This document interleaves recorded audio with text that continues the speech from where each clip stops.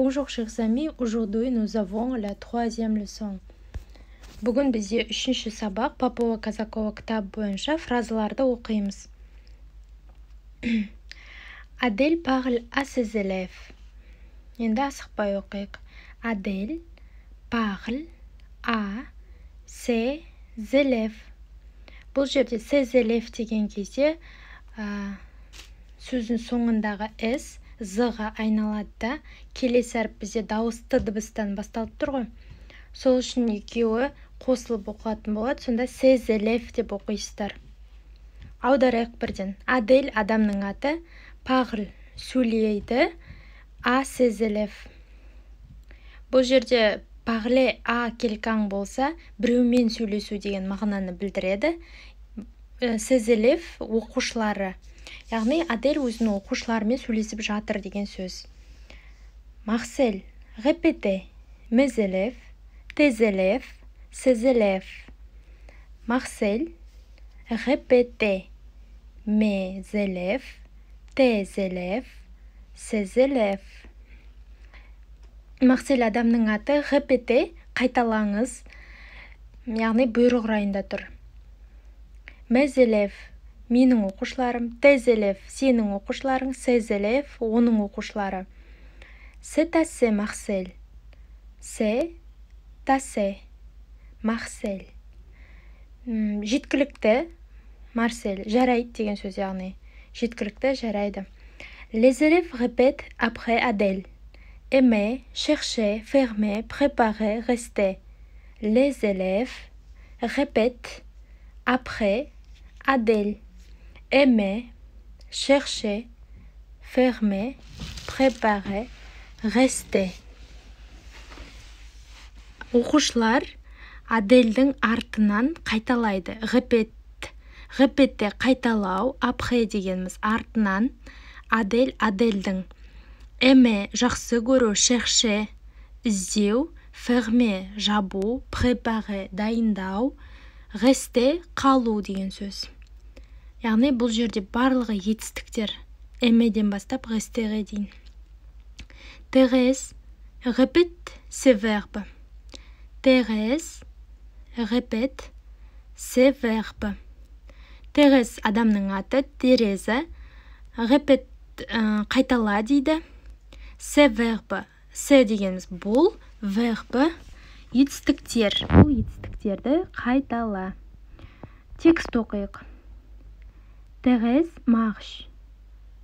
Thérèse marche. Elle va chez sa mère.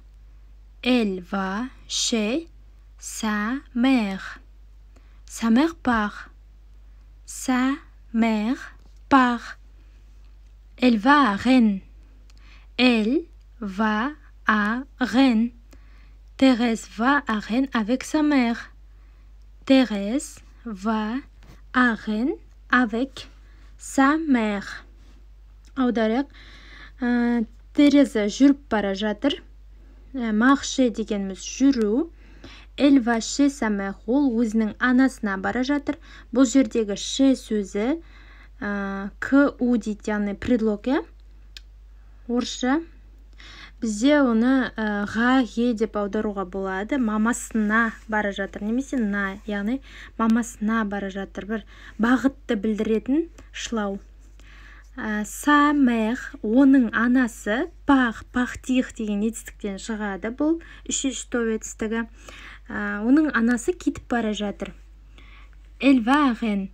Ол Rennes деген жерге бара жатыр, яғни қаланың аты болу керек. Thérèse va à Rennes. Тереза va дегеніміз барады, бара жатыр. Rennesге. Avec дегеніміз бірге. Sa mère анасымен. Өзінің анасымен бірге бара жатыр екен. Қазір мына жерде тағы да бір оқитын упражнение болу керек. Мінекей, упражнение в чтении. Давайте прочитаем.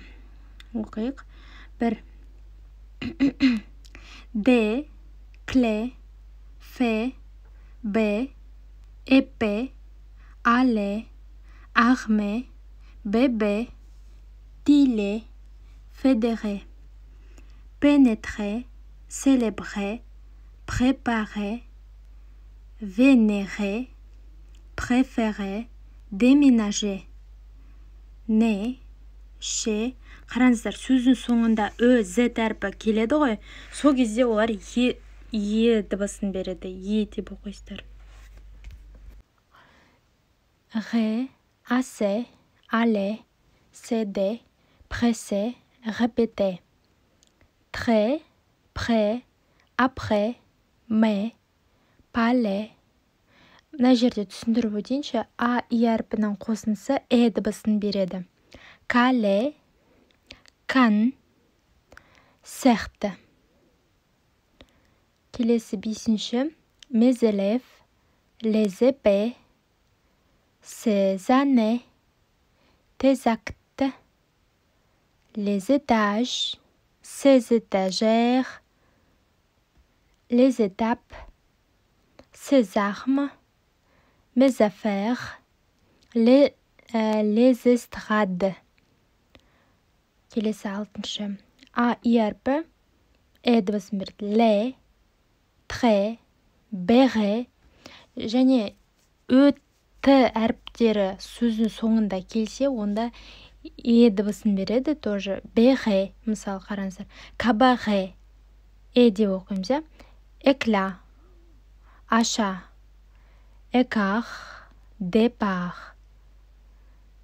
7-ші. Arc, talc, parc, lac, sac, bac, sec, échec.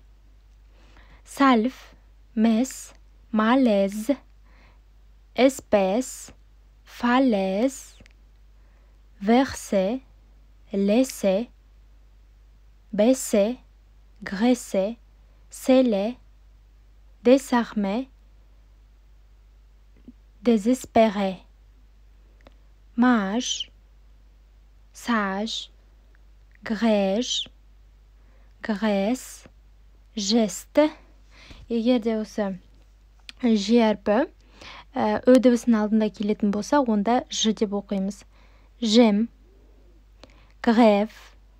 Басқа жағдайда г болып оқылады. Gamme, garage, gêner, gager, graver, charger, gratter, abréger, stage. Elles aident, elles aiment, elles appellent, elles arrêtent, elles élèvent, elles éclairent, elles épellent, elles espèrent.